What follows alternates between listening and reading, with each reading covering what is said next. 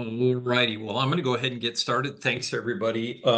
Before I get started, Doug, anything that you want to share with them before I get going? Um, no, we're down to the last couple. So today and next week, Scott told me just before everybody got on that he'll be getting the workbook for next week. Tuesday's the last one. He'll be getting the workbook over to me, so I'll get that to you no later than tomorrow.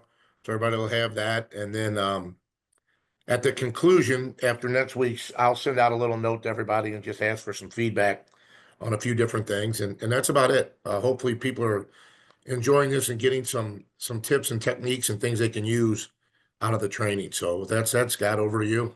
Awesome. Thanks so much. Yeah, as Doug said, and again, I know Doug and I were talking before you jumped on. I know you're super, super busy, so I appreciate you jumping on and being part of it. I hope you're enjoying them. Two more left. Today, we're going to talk change. And then Tuesday, we'll finish with conflict. So as Doug mentioned, I'll get the workbook over and get it for you. But it's those last two. So as always, a couple of things before we get started. First, would you do me a favor and just so we've got it, if you haven't already, open up to the chat function or open up the chat function, set it to everyone, and then type in something like Thursday touches Friday, the temperature where you are, I can hear you, something like that. So there it is. Hey, Brittany. Hello. Nice. Oh, there's Leah. I think Leah had yeah, 74. Holy cow. Nice, nice. Hey, everybody. Good, good, good to have you back. And again, as always, I do that because 6 Celsius. What is, Sean, what is that Fahrenheit? I can't do the math. We do that for 2 reasons to have you do that. Go in the chat function. One, just to make sure everybody can hear. And then second, 40. Ooh, that's still pretty cool, Sean. Wow.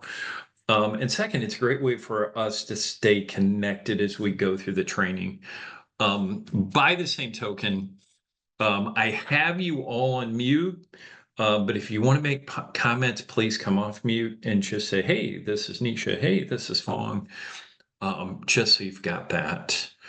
What else? What else? What else? Obviously, Doug forwarded you to the leading change section, which I want to talk about today.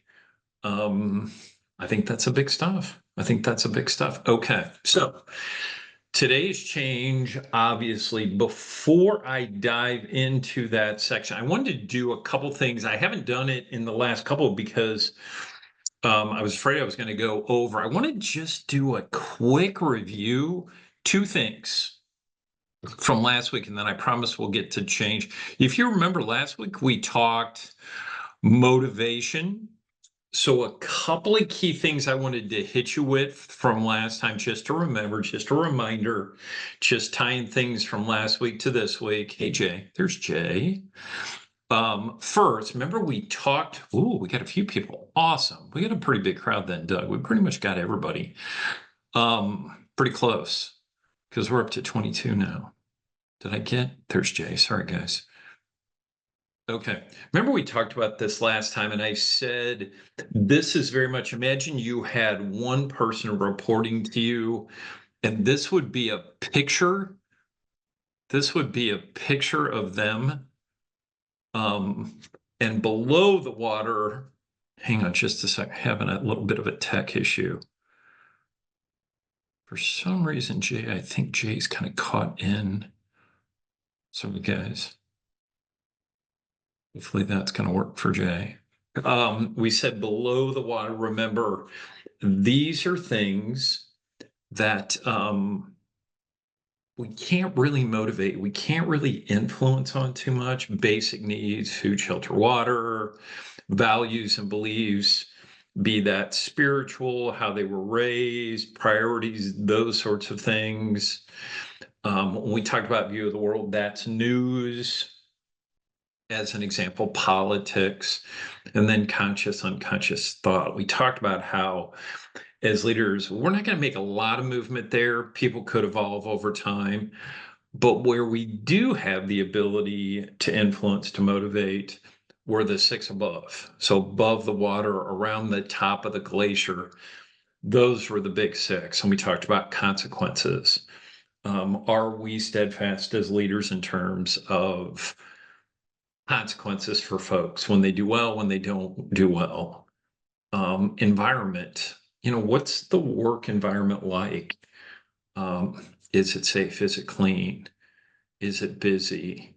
Do I have what I need? Do I have the tools and resources I need to be successful? Recognition was bucket three. Am I recognized for doing a good job? Do I get the recognition that I deserve? Task. Do I do the same thing every day or does it vary up? Am I cross-trained to do other things? Leaders' actions is how do I lead? Am I professional? Am I ethical? Am I empathetic?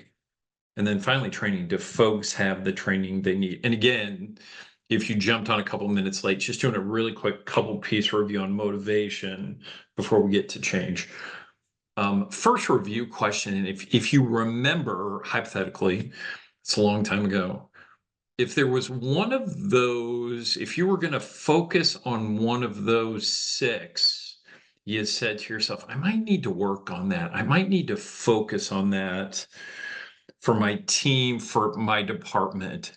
If you would put that in the chat function, if there was one you would really focus on, one of the things we talked about was if we picked one of these and really focused on it with our team, with our organization, what would that one be? What would you pick from the six around the top on this slide? If you throw that in the chat function, what might it be? What would you pick? Oh, function training.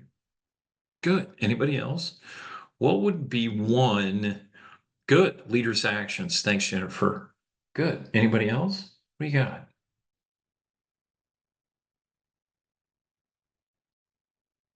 Okay. Got recognition. There we go, John. Tasks. Good. Good. Thanks so much.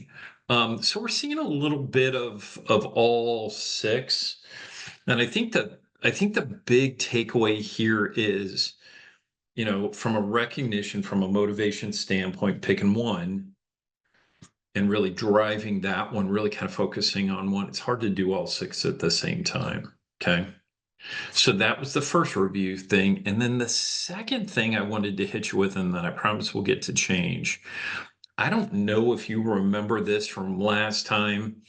One of the activities we did last time was I had you go through the 12 on this page and pick those that motivate you. And then you could pick as many as you want. And then once you did that, I had you pick number one, right? What's the most important to you? And then once I did that, I had you come back and pick one person that reports to you or that you influence. And I ask you, what do you think would motivate them? So we did that, talked about that. And the one thing that hopefully you've got this on the bottom of that page, is I had you write down three things when it comes to helping to motivate folks. Number one, if you really want to know what motivates people, ask them. Ask them flat out what motivates them. That's number one. Number two, ask them regularly. From time to time, what motivates them may change, right? From time to time. They get married, they have a family. They didn't think they wanted to lead, now they want to lead. Those sorts of things, right? One was ask them. Two was ask them regularly. And then three was don't be a bad gift giver. And what I mean by that is sometimes what motivates you might not motivate others. And Doug, I noticed that Jay's trying to get in, and it looks like there's two of them trying to get in. He may need to get totally out. If you want to send him a note, Doug, sorry about that. I'm just kind of noticing that he's got I'll send him a note to try to get back out and get back in. Yeah, sorry about Okay. that. Yeah. So again, those three, ask them regularly, and don't be a bad gift giver. Okay. So that was motivation from last time. I just wanted to kind of connect the dots. But let's get to where we're supposed to be, and that is the leading change piece. And so I want to spend some time talking about change today. Couple of questions as we jump into change. Question number one. Please, please, please give me a number. We're going to talk about change, right? I'm going to ask you to do this on a scale of 1 to 10. How do you feel about change at work? So 10 means I love it every day, all the time. 1 is, Scott, I hate change. 5 is, eh. Give me a number between 1 and 10. How do you feel about change at work? Ooh, I'm seeing between 7 and Sean is 10. Wow. I'm seeing everything between, wow, 7 and 10. I got a couple of 8s. Okay, fair enough. Good, good. Outstanding. It's funny. So here's my next question. There is Aaron. Okay, second question. How much change is there at NOVVIA? How many, scale of 1 to 10? 10 is it's crazy. 1 is we're just kind of hanging around doing nothing. Wow. Sean says 5. The majority of you, it's 10-ish. That might be the highest set of scores I've seen in a while. Okay. Okay. Okay. Fair enough. Fair enough. Well, then it's a good thing we're here, right? So, with that in mind, as we go through this material today, I want to talk about change kind of in 3 different buckets. First, just talk about change from a high level standpoint, just some things to keep in mind broadly. Second, I want to talk a little bit about really how do you help others get through change? And we're actually going to talk about that in a couple different pieces, but it's high level first. And then it's how do I guide people through change? Okay, that's where we're headed. So with that, hopefully you've got the workbook in front of you. Page 1 should say leading change. Can somebody type in a Y if the first page of the workbook? Boom, boom, boom, boom. So on the bottom of that page, on page 1, leading change, there are 5 objectives on page 1. And then on page 2, there are 3 topics for change. I'm going to ask you to do this. If you would look at those objectives on page 1 and the topics on page 2, and star any of those that speak to you. Any of those that speak to you, and you can star as many of those as you want. So that's on page 1 and page 2. Any of those on page 1, star as many of those as you want. Page 1, page 2.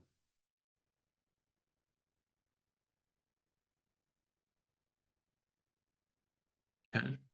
Any of those on page 1 and page 2. Now, once you've done that, page 1 or page 2, I'm going to ask you to do this for me. Anybody willing to come off of mute and share what's one thing that you starred on either page 1 or page 2? Anything you starred on page 1 or page 2? And if not, anything you want to type in, anything that really speaks to you on page 1. Okay, good. Sean says overcoming resistance. That's on page 2. Excellent. Thanks, Sean. Hi, this is Anybody else? Nisha. Hey, Nisha, what's up? Hey, the first one for me is actually to reinforce the positive impact of the new. Why did you pick that one? Why is that a big one for you? Probably because I'm in customer service and we're the face, and we want to make sure that the face of the customer is okay with the change. So then, Yeah. it pours out of you to the customer that this change is positive. Yeah, that's great. Excellent. Reinforce positive. Thank you so much, Nisha. Anybody else? either on in the chat or coming off mute. See, I'm nice to everybody. Give me Hey, one this is more. Donna. Hey, Donna, I've what's up? got transition people through the phases of change because I think everybody adjusts to it at their own pace. And sometimes they actually need help. So if it's an Excel spreadsheet or a PowerPoint or whatever that might be needed to accommodate the change, you kind of want to help them through the technical pieces of it. Because sometimes it's not always just, sometimes you might say, go into Tableau and pull this up, but it's confusing to them. So they might need to go back a couple steps to get through the change. Yeah. Do you know what's funny, Donna, as you were saying that and you were saying Excel and PowerPoint, I'm thinking, what about like pleading to get them through change or begging? You know what I mean? Yeah, It and can, it's yeah, go tough ahead. for I'm them. sorry. It is tough because I always tell, especially with the tenured reps, they weren't hired because they were Excel proficient. They were hired because they could sell something. So I Yeah. kind of have to dial back a little bit and go back into their world. We started with beepers and sticky notes, and Yeah. now we're in now we're in Excel spreadsheets and Yeah. OneDrives and things like that. So sometimes it is a little bit challenging. No, I'm totally with you. Excellent. Good. Okay. So that great stuff for all of you. Thank you. So that was page 1 and page 2. That's where we're headed. Do me a favor if you would you go to page 3 for me? On page 3 at the top, it should say types of change. It gives you the definition. Let me get there here too. 3 different types of change. And then at the bottom, those are examples. So at the top, it says self-initiated in a definition, influential, organizational, and a definition, and then societal definition. Definitions are great.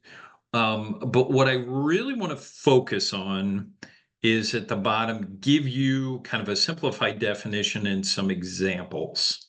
Okay, so go to the bottom of page 3. The first open one is self-initiated. Next to self-initiated, I'm going to have you write this. You choose or they choose.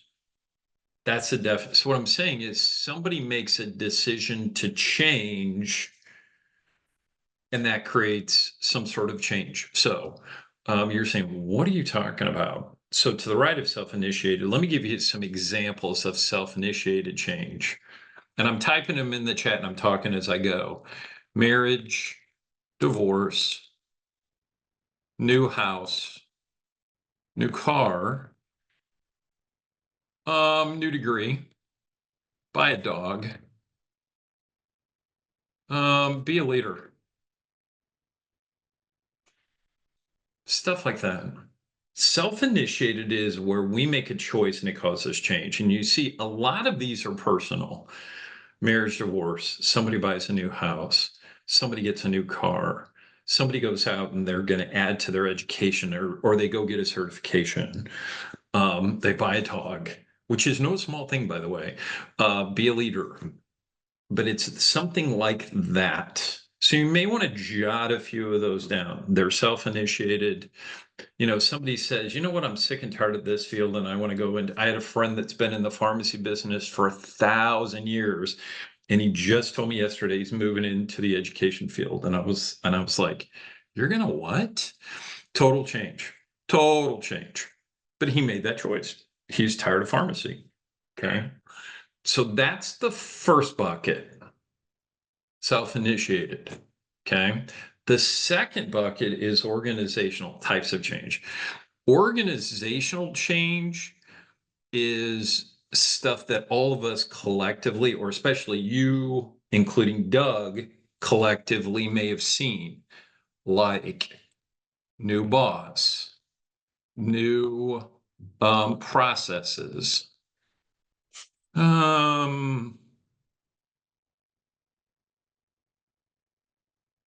new role, change in the role. It's funny. I think Donna, you were just saying we always did it this way, and now we're doing it this way. What is OneNote? I don't know what you're doing. It's org stuff. New boss, new process,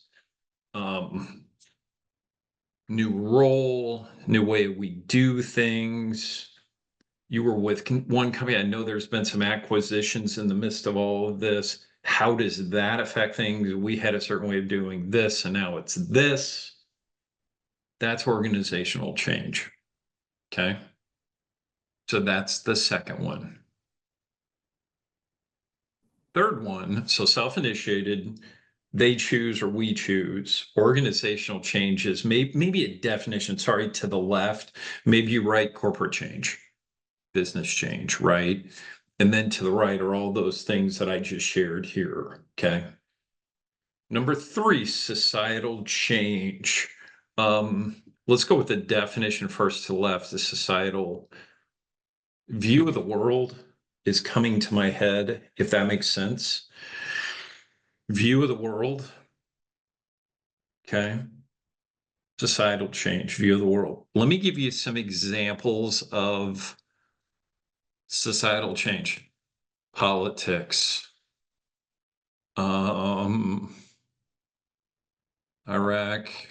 Oh, Iraq and Iran, and what your view of that is. Do you know how oh, Sean, write that one down. AI.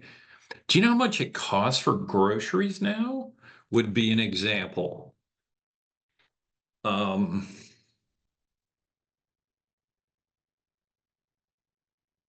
you react to news.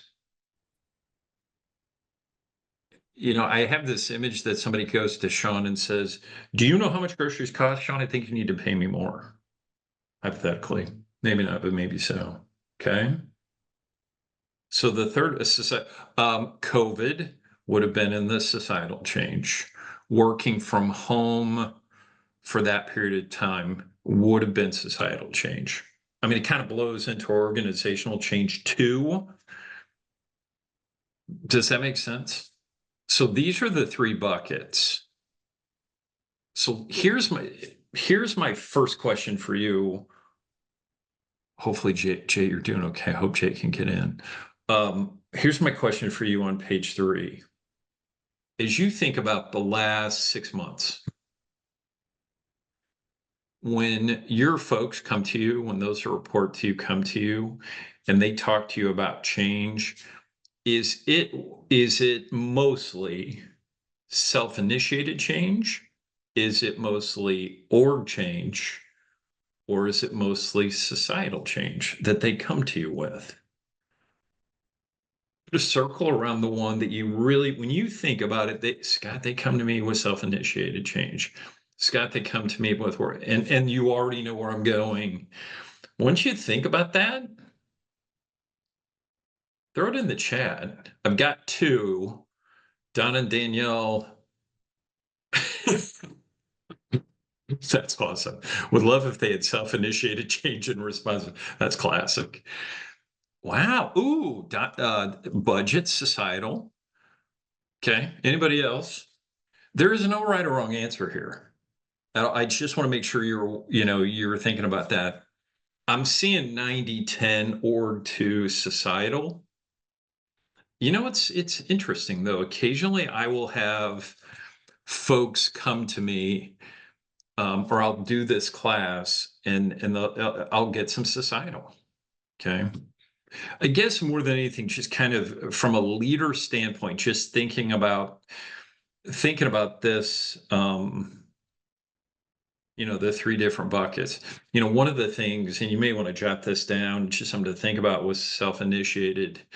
Occasionally, when we talk about conflict next week, sometimes conflict can be caused, right, by people bringing home to work. You know what I mean?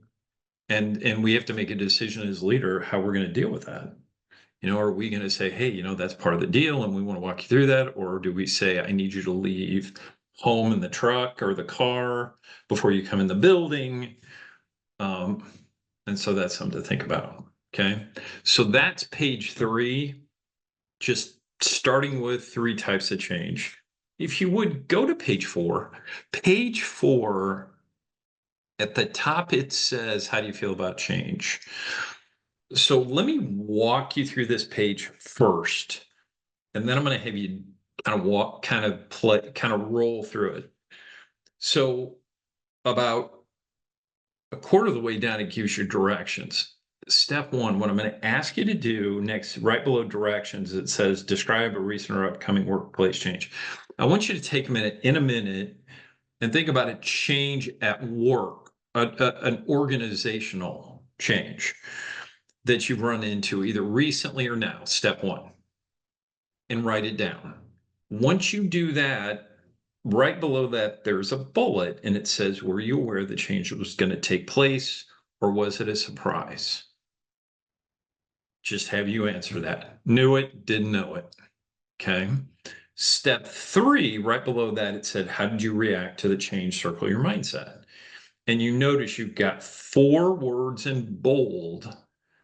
And then below that are descriptors of each. So here's what I'm saying. I'm gonna go with Donna. Donna says, I was in denial.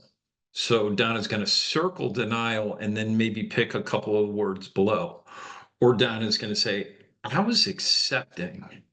Specifically, I was positive, or I was uneasy, or I just dealt with the change. Okay. And then the last is why. Why meaning, why were you in denial? Why were you resisting? Okay. Does that make sense? So you're just working down this page. What was the challenge? Were you aware? How did you react? And why? Okay. I'm going to give you 2 or 3 minutes. I'm going to go quiet and we'll go from there. Jay, if you're out there, were you able to get in? Can you chat me? I just want to make sure you're okay. Jay, were you able to get in?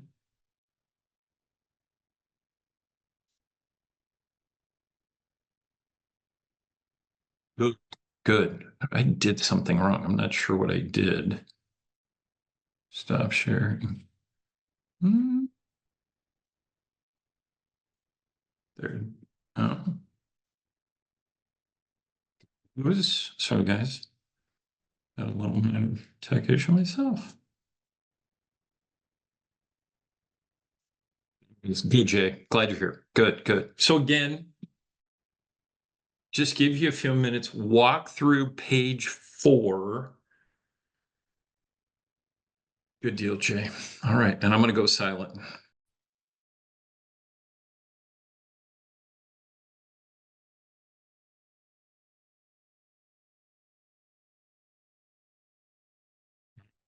Take a couple more minutes.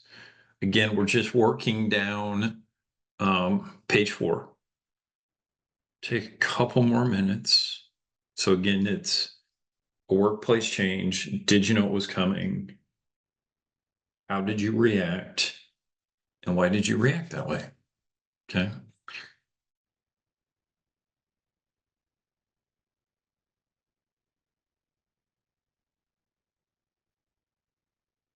So question number 1 I've got for you, does anybody got a really good example of a workplace change that they wrote down that they're willing to share?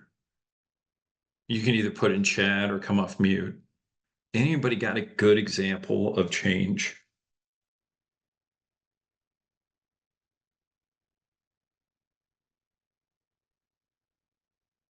Oh, nobody?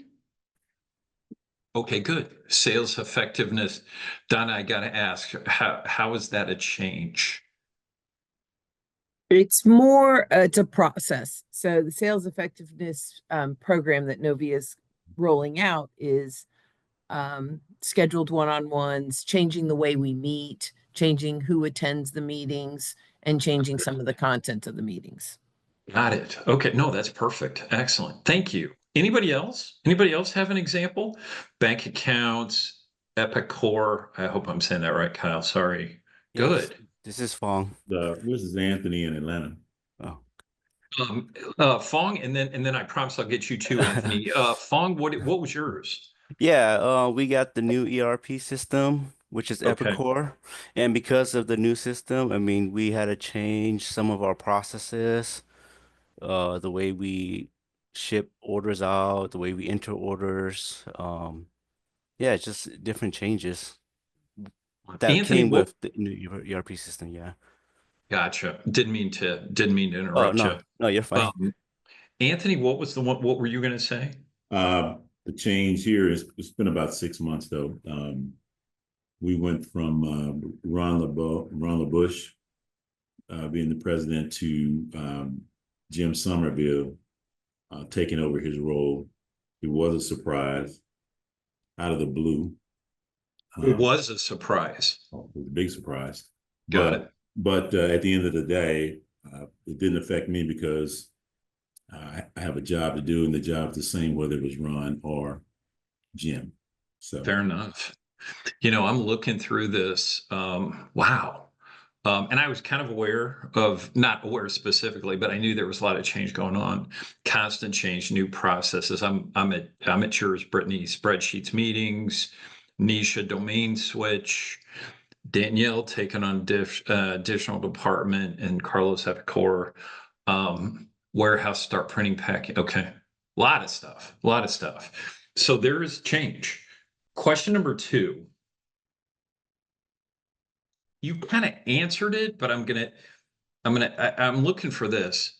Do you want to know a change? The second question was, were you aware that change was going to take place, or was it a surprise? I just want to change that a little bit.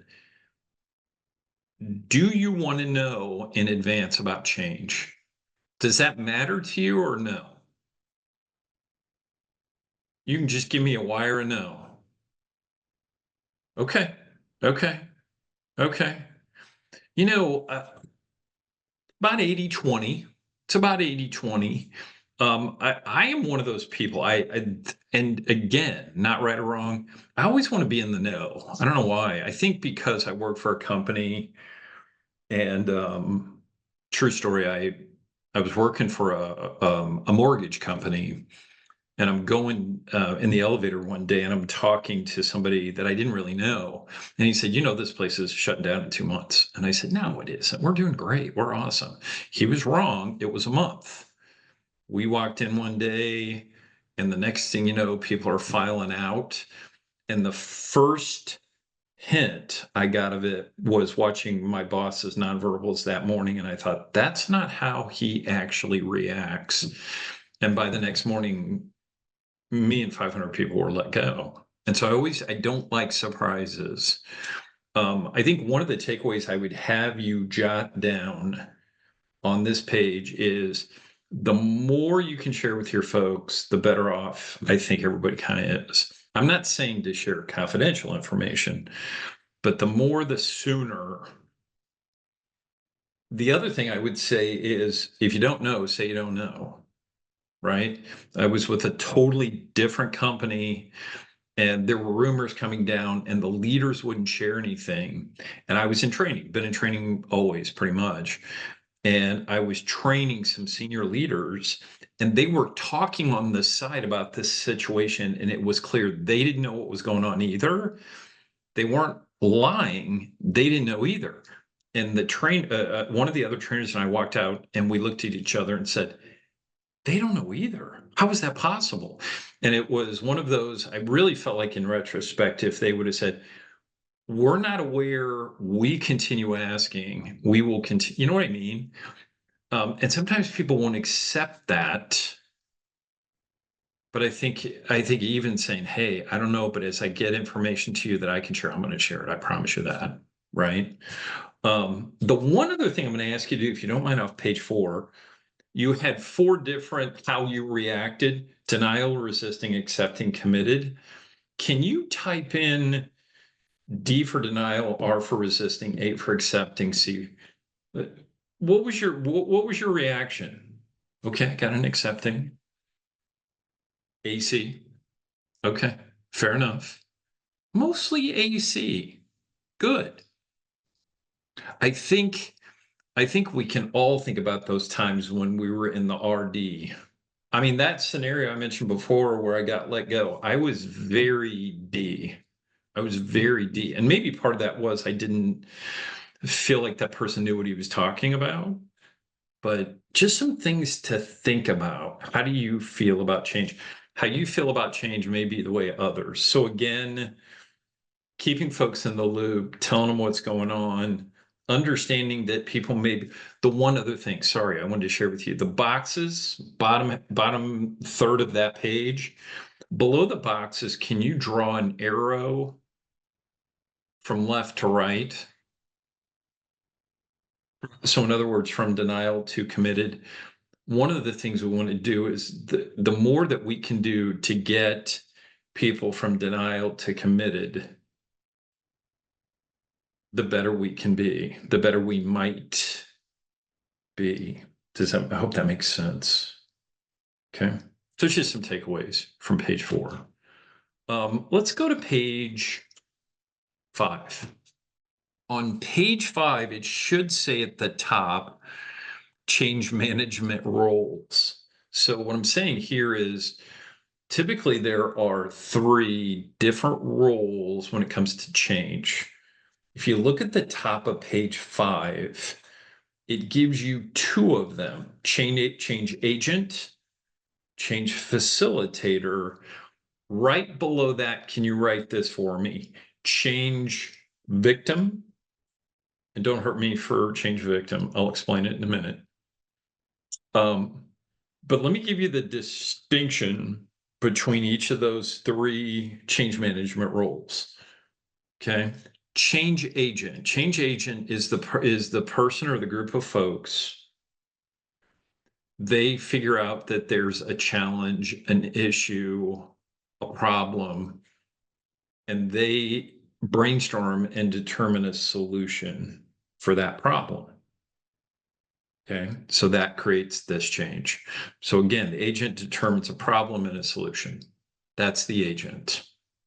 Okay, determine a problem, come up with a solution. The facilitator, they take the solution from the agent, and there is some overlap, but they go out and they share the change, they train on the change, they coach on the change, they cheer the change, they talk about the benefit of the change. Okay. Agent, problem solution, facilitator, coach, train, lead, encourage. Victims, they're the ones that are having the change imposed on their role, imposed on their process. They're the ones that have to kind of live with the change. Okay. So 3 different roles. Question number 1 for you, as you think about where you are now, are you more of an agent, facilitator, or victim? And you can go AF or V. Which one of you seem to be in the most as of fourth quarter 2024? It's hard to believe we're fourth quarter 2024. Okay, I knew that was going to happen. That's okay. So I've got a lot of A's and F's. Okay, A's and F's. CACF 50/50 F. Okay. Why does that keep happening? I don't know. Sorry, guys. I don't know why that's happening.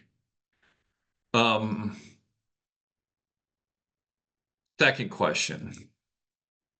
Which of those 3 roles is hardest to be in?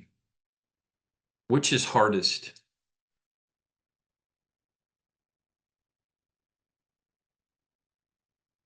Interesting. Ooh. CA. Okay. Okay.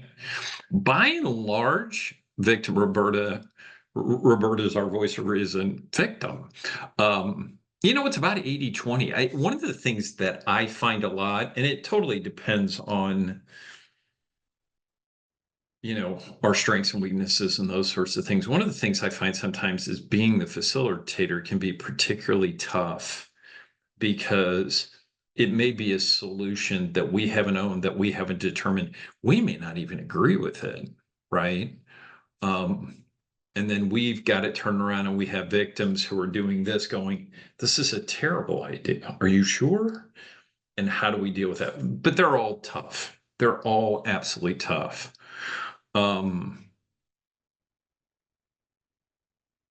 Next question. We've all been, if you've been in business long enough, we've all been in all three roles, right? So you've got agents, you've got facilitators, you've got victims. How do you keep those three groups aligned? What's the trick? How do you keep those three groups aligned? Danielle says communication. Anybody else? Good answer. I think that's probably the best answer of all. And you may want to jot that down on the top of page 5, communication. Okay. You know, the one other thing I did want to share, if you look at the bullets in the middle of page 5, you know, it says change agents and change facilitators ensure change happens and are successful by doing the following: clarify what is no longer working, identify the impact and benefits the change will make, develops a communication plan, help make the change through training, communication, recognition, help others deal with the stress of change. Let me ask you this. Those 5 bullets in the middle of page 5, I'm going to ask you to do this for me. As a leader, as an agent or a facilitator, star those on page 5 that you say to yourself, you know, I really try to do that. Star any of those on page 5 that you say to yourself, yeah. And then maybe circle one that you say, I don't really handle that one very well, or I forget, or okay, just give you a couple minutes to think about that on page 5. Star a couple of those that you say,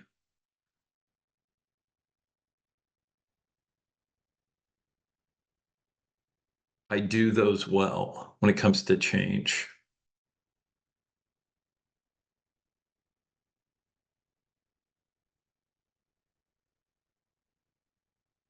Okay, give you a minute to think through that. So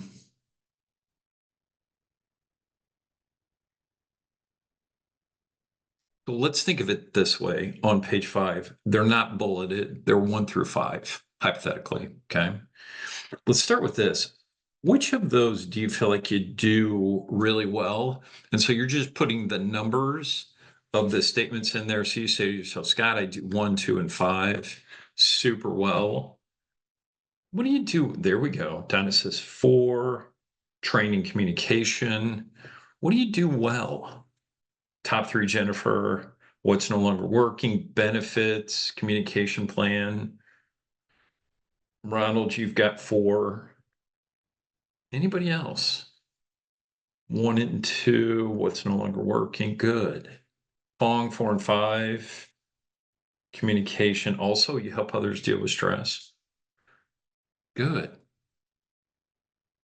Just kind of following along with this. These are those that you do really, really well. Roberta, you've got 2, 4, and 5. Good. Excellent. Anybody willing to share one that you say to yourself, you know, I just struggle with that one? Anybody willing to share? And again, same way, just put a number in for that statement. What's one that you kind of struggle with? What do you wrestle with a bit? Okay. What's no longer working? Several 5s. We'll talk, which we will actually talk about today. Jennifer and Kyle both had. How do I deal with the stress? Anybody else? One that you really struggle with there?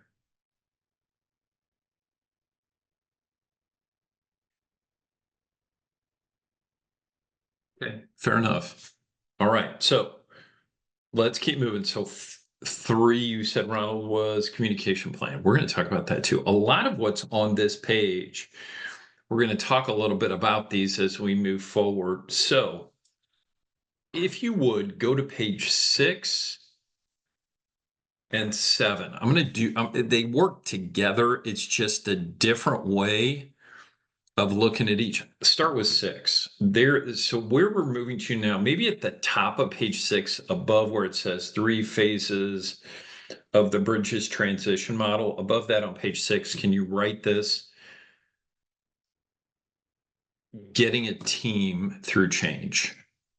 Getting a team through change. Okay. That's top of page 6. See, it says 3 phases of the bridges transition model. Getting a team through change. And you'll notice on page 6, it really talks about the 3 phases. Phase 1 is ending, losing, letting go. Phase 2 is the neutral zone.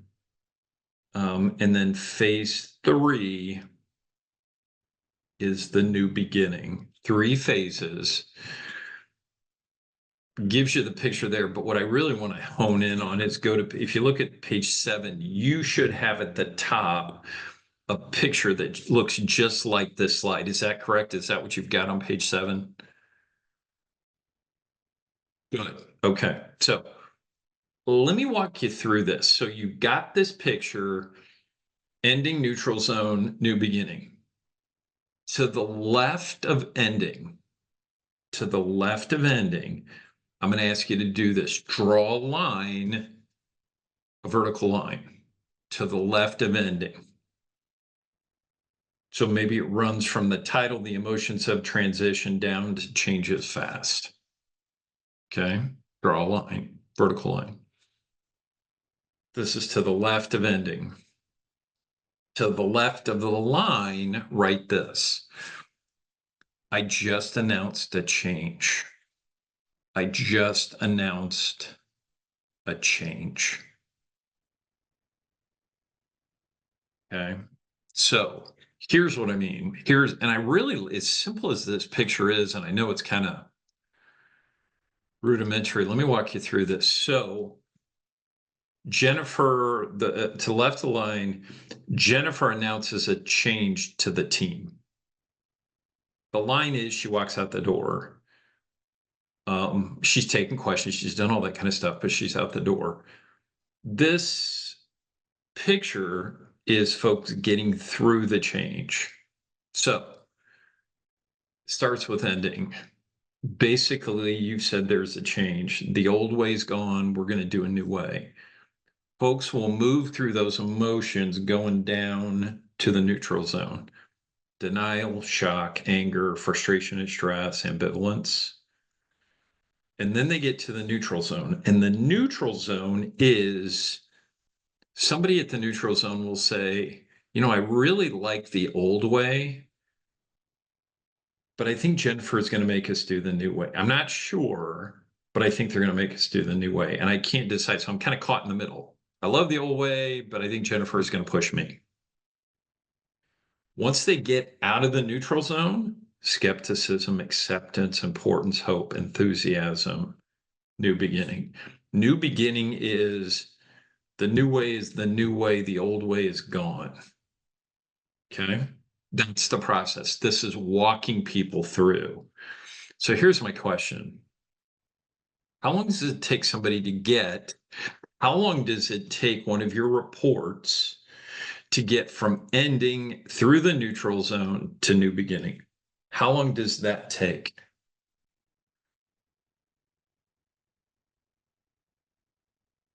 How long does it take? Jennifer says varies by person. Danielle says depends on the person and this. Yep. It totally depends. It depends on the person. It depends on the change.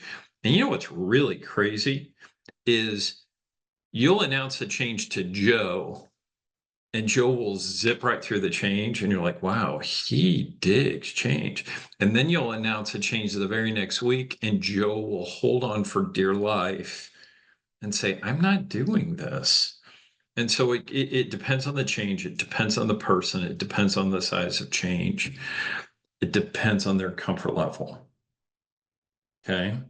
So if you have stickies, and of course we don't ask you to have those, this is kind of a cornerstone page, but then I want to kind of, I'm going to break it into pieces to go through this. If you would go to page 8, on page 8, on page 8, it says at the top, beginning the change. So at the top of page 8, I'm going to have you do this. Write this down, top of page 8. I am going to announce a change. I'm going to announce a change. Big change. Fairly big change. I'm going to announce the change. I have a meeting scheduled for tomorrow at 9 a.m. with my team, and I'm going to announce a change. Okay. As you look at page 8, these are some questions that are worth asking before you announce the change. First, analyze the change. Do you know, as the leader, do you know why the change has happened?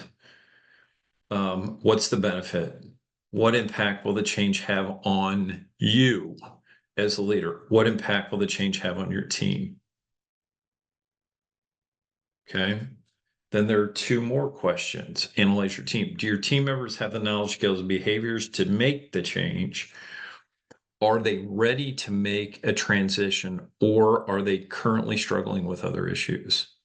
So what I'm saying here on page 8, before I even go to the meeting tomorrow at 9 o'clock, these are some things that you want to consider. I'm going to ask you to do this. I know we just did it with the previous page. Don't hurt me.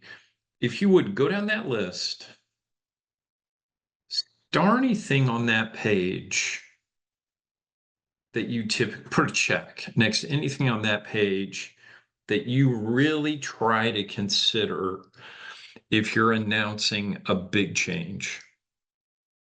And I know it totally depends on the person, or depends on the change, I should say.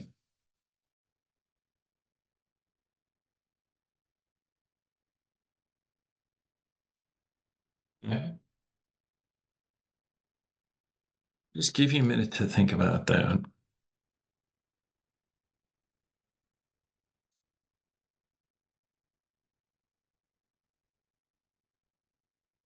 Like this question,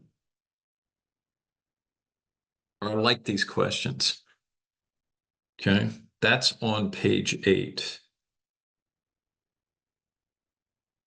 So again, what you're doing on page 8 is you're just looking through those questions around the change and around the team.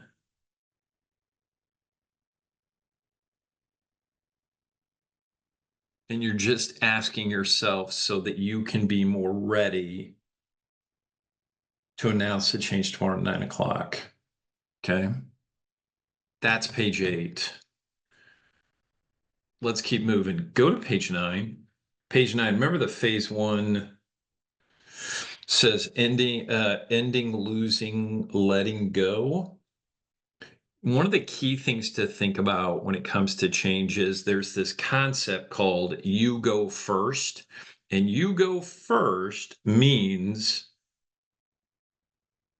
you've got to get to you've got to deal with the change first before you give it to anyone else. So with that in mind, if you look at everybody look at the top of page 9, there are 2 bolded questions.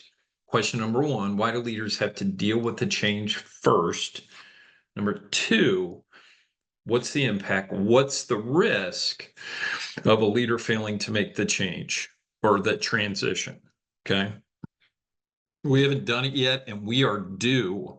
I'm actually going to put you into breakout rooms for this, if you don't mind. Ooh, wow. Interesting. Oh, there we go. Sorry. So all I want you to do, I'm going to put you in groups of 2 or 3. And all I want you to do is deal with those bolded questions on page 9.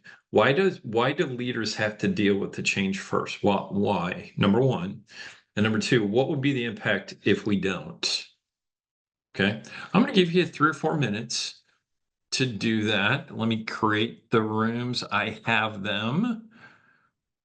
Everybody's okay. Let me go ahead and send you, most of your groups of 3. I do have a group of 2.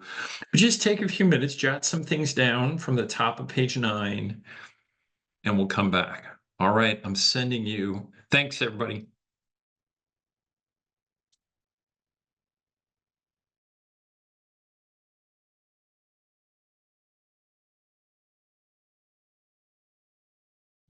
So, thanks for coming back. 2 questions, top of page 9. Question number 1, why do leaders have to deal with the change first? Second, what would be the impact of a leader failing to make the transition? Room 1, Kyle, for why do leaders have to deal with the change first? What were a couple things, what did you come up with? They have to deal with it first to come up with a plan, mainly, and come up with a plan to implement the change and a plan to enforce it and make sure that everything goes smoothly. So let's jot a couple of those down under that first bold. Have to have planned, have to have process, I think was what you said. Good. Make sure it runs smoothly. Leah in room 3, anything else? What else did you all have for why do leaders have to deal with the change first? We had talked about troubleshooting and being able to explain the change as well as the timeline of the change and any training that has to occur. Nice. So you may want to add some of those timeline, training, process, right? Good. Team 5. Danielle, for you and Jennifer, what did you come up with for the why do leaders have to deal with the change first? We had a lot of similar answers that were already said, but another area that we discussed was having the buy-in of the leaders, right? So they're truly on board with what the change is and being able to kind of sell it to their teams for adoption. Some sort of a buy-in, a little bit of time to process, which actually brings up a really good question. And if you want to throw this in chat, yeah, but but I don't agree with the change. I'm the leader and I don't agree with the change. I think it's a terrible idea. I think it's an awful idea. I still have my meeting tomorrow at 9, and I think it's a terrible idea. What do I do? What do you do? And you can come off mute or put it in the chat. I know I got to announce this tomorrow at 9, but I think I'm not a fan. What do you do then? Well, it depends on if you're sick or not. It's fair. Yeah. Anybody else? What do you do? I would potentially discuss my objections or my concerns with who I report to and just see if they can help me see the bigger picture in a different way, or maybe there's a piece of it I'm missing or it hasn't been shared with me at this time. Yeah. And the other thing is having a little bit of transparency with your team. Like, I'm still trying to work through and understand what this is going to deliver, but we all need to work together to support the initiative. I think that's great. Could you say that one more time? Could you say that last sentence one more time? Having a level of transparency with your team, to explain that you're still working through to try to understand the results of the change and that you'll all need to work together to work I through. like that. I like that a lot. Transparency. You may That's want to jot a good. few of those. I like that. That's Transparency, good. work together. Good I'm sorry, job. what was that?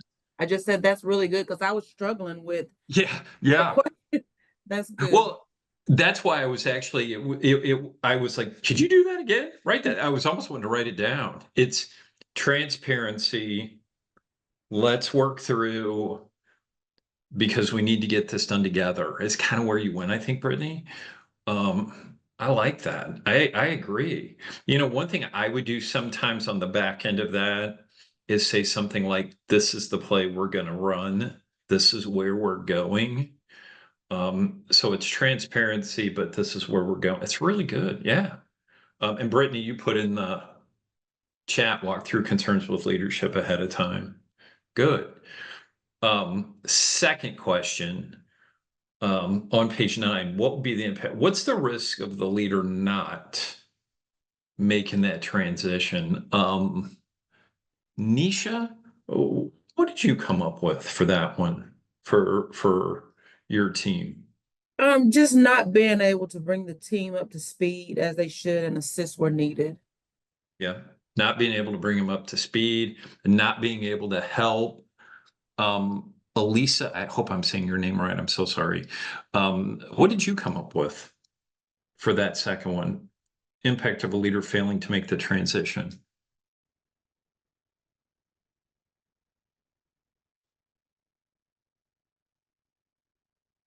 That's okay. Let's see. Who else do I? Leah, what about you? Just kind of rolling through names for that second one. What would be the impact of a leader failing to make the transition?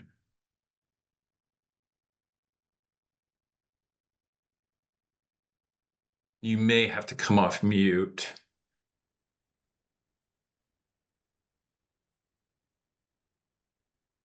Uh-oh. That's okay. No worries. Was that Leah? Yeah, for Leah. Oh, that was our group, Lynn and Leah, Donna. The change isn't going to happen. Yeah. Yeah. That's Absolutely true. The what- change may not happen. They can read your reaction, right? Good, good. Sorry about that. And Danielle, you had not executing the change potential loss of job. Yeah, so true. Take a look at page 9, kind of collectively. The top are the two questions we talked about, right? The bottom is kind of carrying over in shorthand what we talked on page 8. It's the whole you go for, oh, no worries, Leah, no problem at all. I had to jump, got it, no worries, no problem. The bottom, it's analyze the change. Do you know the why? It's almost like a checklist for yourself. So I do like that on page 9. Okay, page 9. Let's go to page 10. Page 10, I really do like page 10. Page 10, at the top of page 10, can you write this for me? A change meeting. A change meeting. So page 10 is the meeting tomorrow. Remember, we said we were going to do it. We're going to announce a change at 9 o'clock, right? I really like this on page 10. A great way to kind of walk through the change discussion with your team. In the middle of that page, it talks about the 4 Ps: purpose, picture, plan, and heart. So as you're announcing that, taking a minute, and we'll get in a little more depth on this in a second too, but big picture, talk about the purpose. Why are we doing this? Everybody, maybe somewhere next to purpose, you may want to write why. Everybody wants to know why. What's the why? Okay, that's the purpose. So we want to discuss that in the 9 o'clock meeting tomorrow. Second, picture. On the instant HP because I got instant ink. Hang on just a sec here. I think we had. Sorry, guys, we had a minor. I think we're okay. Okay. So picture is, what's the change going to look like at the end? What is the end result? Okay. So purpose is why. Picture is, what's it going to look like? What does the end look like? What's the end game? Right? Number 3, plan. When you think about plan, what are the steps? What are the milestones? How do we get from A to Z? Okay, what's the plan? And you look next to plan on page 10. Do we have a plan to get there? How long is it going to take? Who's in charge? What's the first step? In other words, what's the next possible step? Right? That's plan. And then the last one is part. Part is, next to part, I would write something like, how does this affect each of you. So in other words, you've got a team of 6. How does it affect them? It's all about them, right? So part is it's some form or fashion. I have this image, sorry, Leah, I have this image of Leah saying something like, you're probably wondering how this will affect you each individually. Let me give you some sense of where that's at. Okay. So it's 4 P's: purpose, picture, plan, part. Really good way to kind of think about the meeting. A couple of other things just to think about that on page 10 at the bottom. It says increase certainty. Make sure as much info as you can give them. As much info. This is what we know. And then the one other thing you notice, it says acknowledge loss and endings. Sometimes when you announce, what can be good is to be respectful of the old way, if that makes sense. So in other words, it's not that the old way was awful. It's not that the old way was a terrible idea. Hey, listen, I understand that you know, see on there, it says never helps to imply the old was bad and the new is good. Hey, listen, I understand. I know change is tough. But that was the way we were doing it in the past, but now we're moving forward. Okay. So I think that's key on page 10. If you look at page 11, I really like page 11. That's for you. On page 11, the 4 P's, you could literally go down on page 11. It says at the top, change communication planner. And so there are questions under each of the 4 P's that can maybe help you put together the announcement. Okay. So I'm going to ask you to do this. Just take a minute on your own. Just go down. There's 2, 5, 9, 12. 12 questions. When you think about your team, maybe put a little check next to any of those that you know based on your team will really matter, if that makes sense. Or maybe some of those questions in general, that'll be helpful. I'll just give you a minute to kind of think about that. I'm going to go quiet for just a second. So we're checking any of those questions that you know in general will really matter to your team, and we'll come back.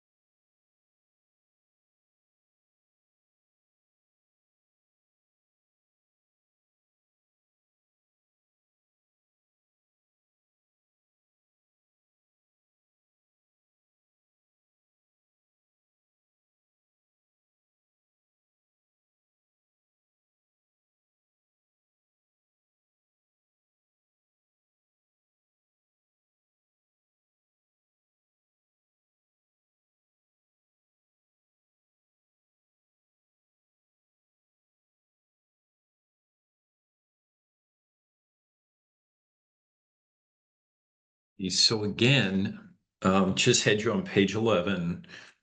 Any of those questions that would really help you. Could you do me a favor in the chat function? What's one question that you know will matter to your team?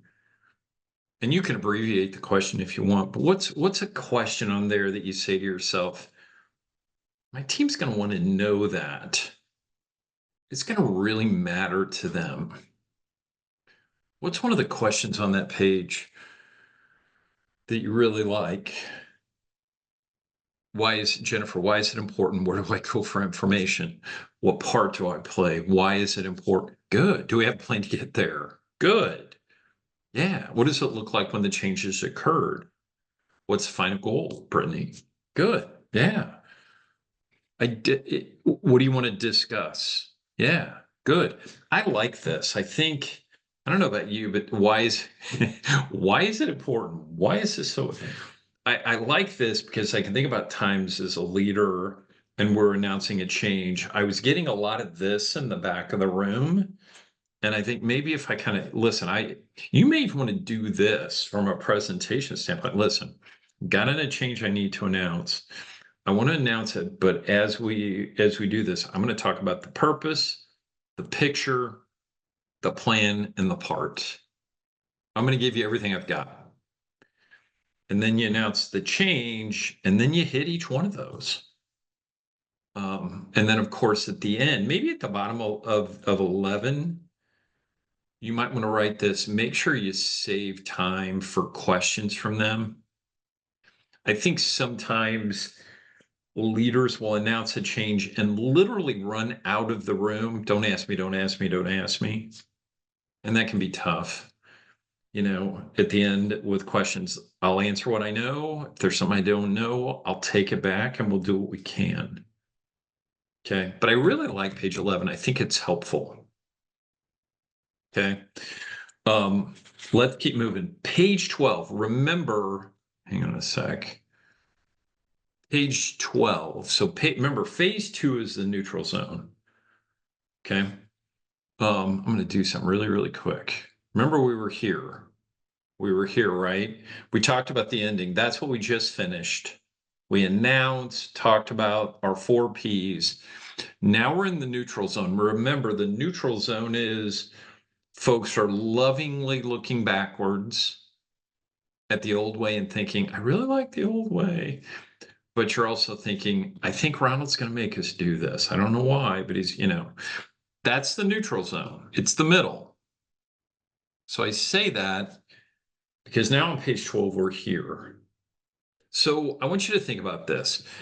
Sometimes people get stuck in the neutral zone too long. They get stuck in the neutral zone too long. So I want question number 1. It says on page 12, negative things that could happen in the neutral zone.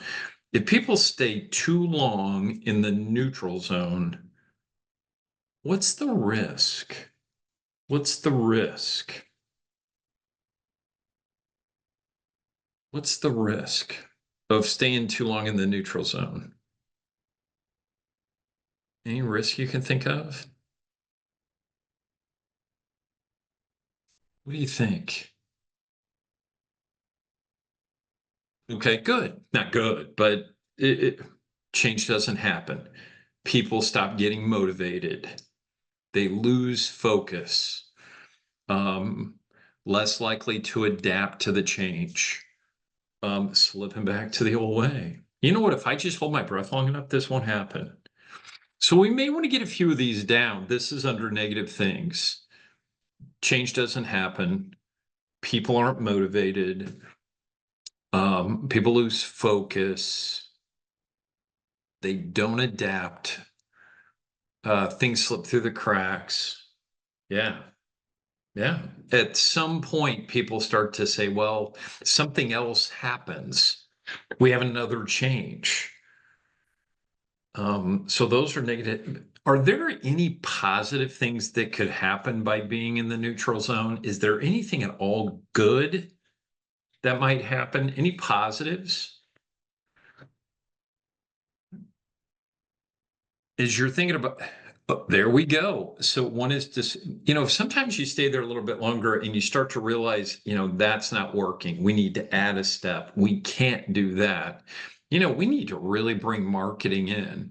So one of the positives might be that we fine tune the process, right? Any other positives? Let's staying in the pilot programs. Could be that we realize that we need to try it before we totally sell it to everyone else. Yeah, I'm a big fan. Thank you. Those are a couple of the biggest positives. You may find a better way. Okay. So just some things there to think about the neutral zone. If you would go to page 13. So if you've got folks stuck in the neutral zone, On page 13, it gives you some suggestions. Acknowledge ambiguity. This is what we know. This is what we don't know. Set short-term goals. Small wins. Let's not worry about getting from here to the end of the year. What do we need to do this week? By the end of this week, we want blah. Okay. Celebrate small wins. When you make progress, make sure you brag about it. Make sure you're training, and then watch for stress and resistance. But let me ask you this. I want to put you in groups one more time. And this time it's around stress. Your team is stressed out and they're pushing back. I'm gonna put you back in your groups just for a few minutes. The question is this: when you sense stress and resistance from change with your team, what do? What are some things you do to kind of help them through that process? I'm going to do this. I'm going to put you back in your same breakouts. And so again, the question is, when you sense stress and resistance and change, what are some things that you do? I'm just going to give you 2 or 3 minutes to talk about that, and then we'll come back. Okay. Thanks, everybody. I am opening the rooms.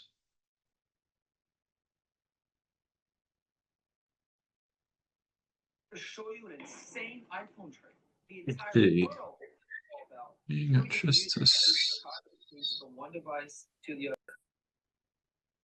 Alrighty. So, welcome back, everybody. So the question was, how do you deal with, you're in the midst of change with your team, and you're sensing stress, you're sensing pushback. What do you do? Jay, for your group, what did you all talk about around stress and resistance? Anything came up?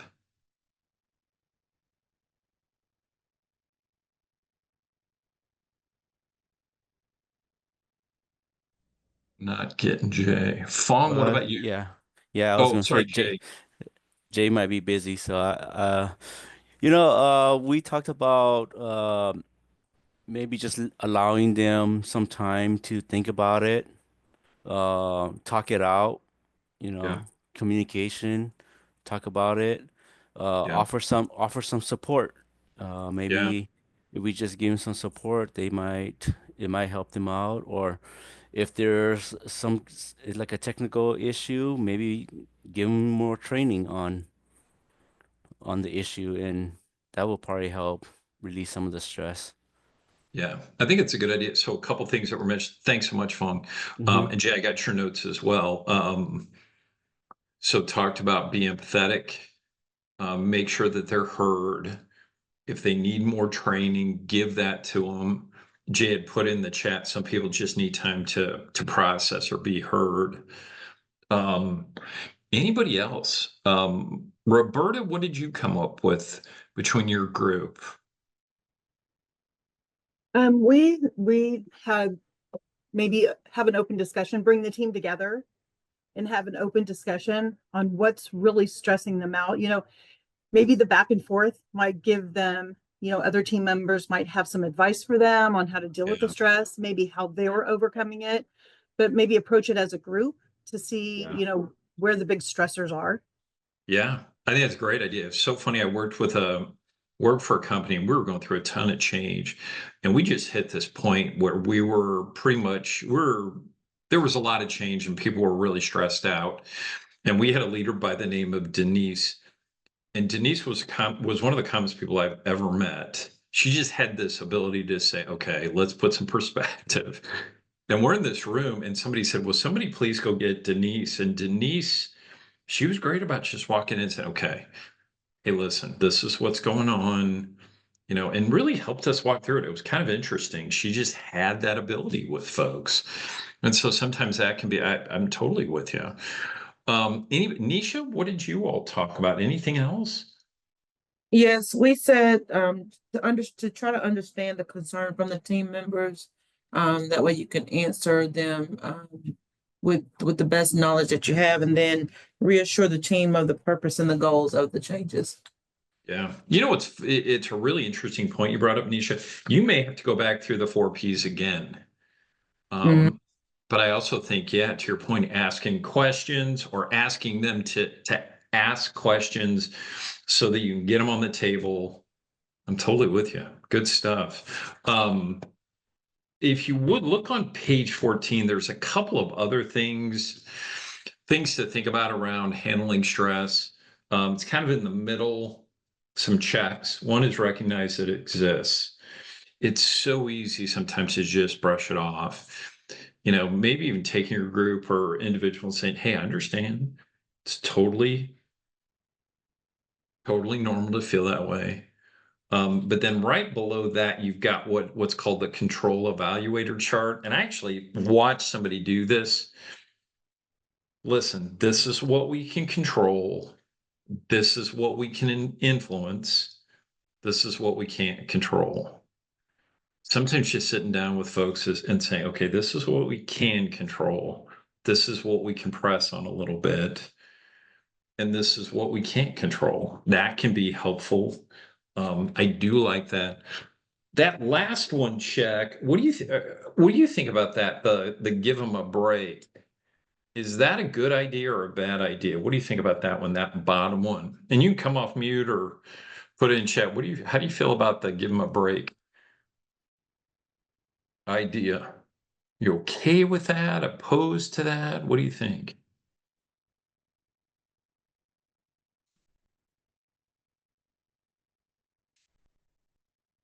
Oh, I think for me, this is Nisha again. hey, Nisha.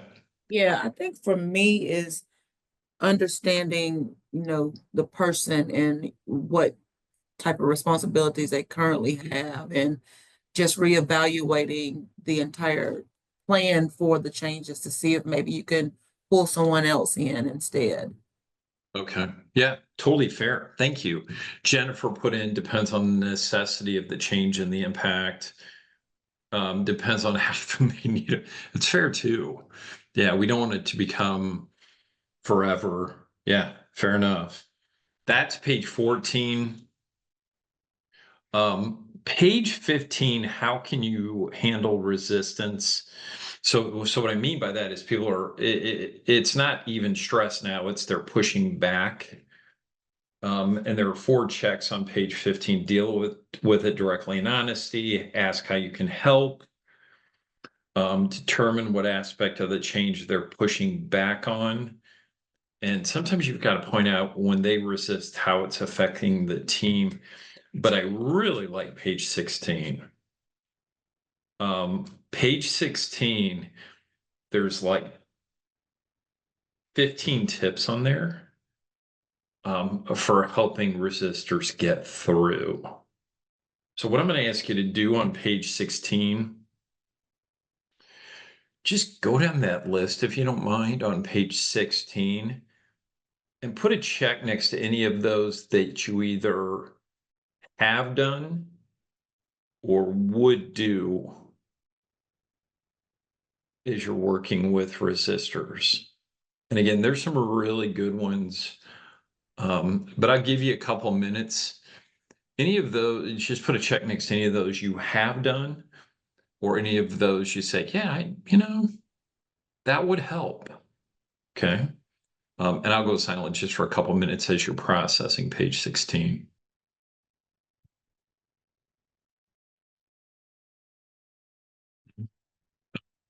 It's a good list, I think. And some, Nisha, you mentioned some that were on this list. Couple that jump out at me. Number 2, get them involved, put resistors on teams with decision-making roles. Can work, doesn't always work. I like number 4 as well. Be proactive with resistance. If you don't, they can poison the whole team. So sitting down with them right away and saying, I really need your help. I really need you engaged. The one other one, I'm going to have you, if you don't mind writing this down on the bottom of 16, and I've used this, I don't think it's on there. I call it the preview. So what the preview is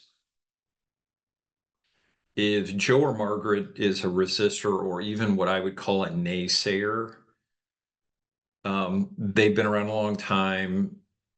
They've seen this before, and they're just saying no, no, no. What a preview is, I'm announcing tomorrow, right?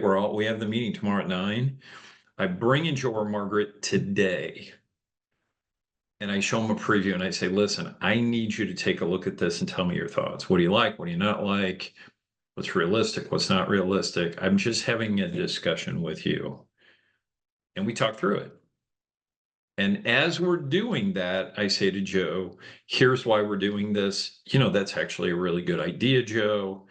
Here's why we can't. The timeline is sooner than you realize, whatever. I go through that. And at the end of that meeting, I say, Joe, I really appreciate your help. In return, I need you to be a bobblehead tomorrow. And what I mean by that is basically what I'm saying is in return for the preview and some insight from you, tomorrow I need you as we go through this to nod, because there are folks in the room that are going to look to you, and if you resist, they resist. Now, it doesn't always work. If you have a mean, I hate to say that, but if you have a mean resistor, it could blow up. But I've used it before too, where it really worked as an opportunity for a seasoned person to be heard. And then they become an advocate, at least on some level. So just something to think about. Okay, that's page 16. So now we move to 17, and that is the new beginning. And so the new beginning, if you look on the bottom of 17, how do I get there? I reinforce the new. I don't accept the old anymore. We talk about bumps and bruises. Again, we celebrate wins. And I think what's really important, that last one on page 17, I need to make sure everybody on the team comes along. Okay, that's page 17. There is one other thing I'm going to have you put on the bottom of 17 to get to the new beginning. And it's really what it is you may have to have a funeral. And what I mean by that is this. There's a story I heard one time. There was a company, and for a long time, they had used training manuals, the old training manuals, and they had a training team that wanted to put everything online. And they were getting a lot of pushback. People were like, yeah, but we've got these manuals, and I've marked these manuals up, and they wouldn't accept the online training. And so they went to the head of the company, and they said, we don't know what to do. And the CEO said, well, I know what we'll do. We'll have a funeral. And they said, for what? And they said, for the manuals. And so he literally got up in front of the company and said, and he had a manual. And he said, these have worked for years and years and years and years. Well, we are no longer using them. If you want to use them as paperweight, that's great. But we are moving everything from the manual to online. And then he had the training team come up and do a demo of what was online.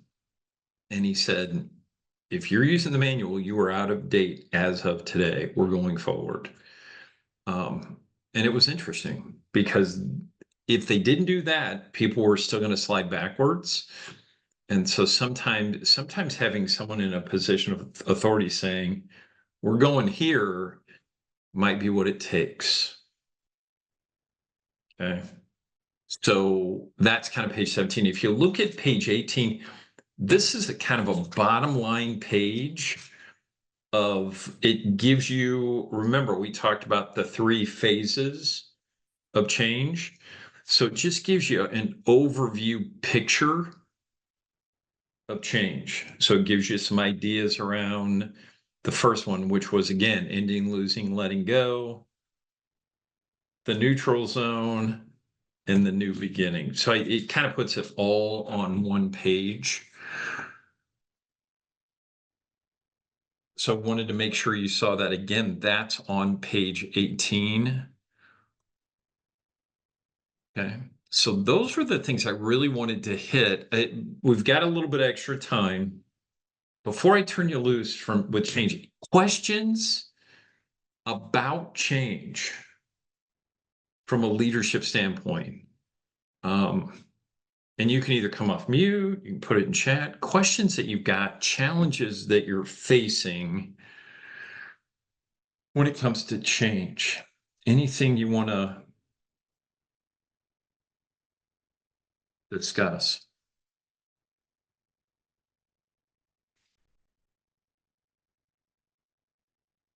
Doug, anything that you want to kind of hammer home with them about change? Anything that jumps out at No, you? I mean, I think this session it's a great session because everybody in this group has been through a tremendous amount of change in the last couple of years. Sounds like Um, it.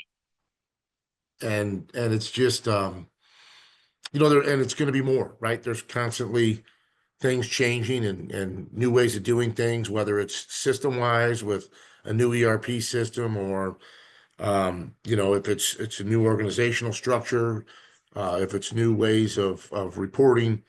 There's just so many things, and it's hard to, you know, it's difficult for everyone, you know, and when you have a team of people, especially in companies like we've all been in that have done things for a certain way for so long, it makes it challenging, you know, to do that. So I think these are really good tips, and hopefully people can take away things from this to be able to help because, you know, change is hard, and we're putting people through a lot of it. So I Yeah. think anything that we can use to try to help get people on board and keep them engaged is wonderful. Cool. Good. All right. Well, if there's no other questions, so that takes us through change. Next Tuesday is the last one, and that is conflict. Good section.